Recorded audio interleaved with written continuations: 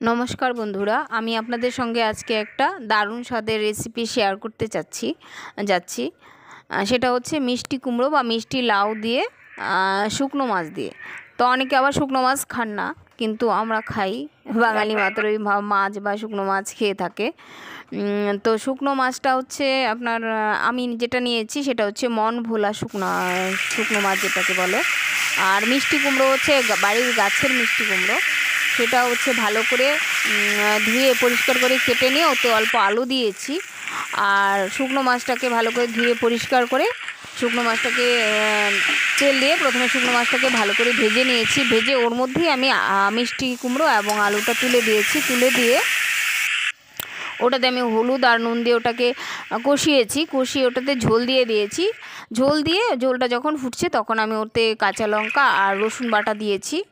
কাঁচা লঙ্কা আর রসুন বাটা, আমরা শুকনো মাছে কাঁচা লঙ্কা আর রসুন বাটাই খাই, আর কিছু খাই না। তারপরে শুকনো তরকারিটা যখন হয়ে গেল, আর কিছু দিইনি।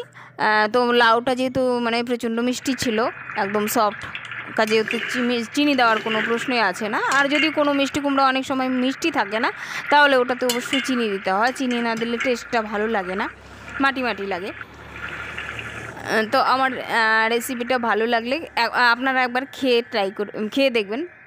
এটা গরম ভাত দিয়ে বা গরম ঠান্ডা হলেও খাওয়া যায়, অল্প ঝোল। অনেকে আবার একেবারে শুকনো করে খায়, মানে শুকনো করে রান্না করে খায়। আমার ভিডিওটা ভালো লাগলে একটু লাইক করবেন।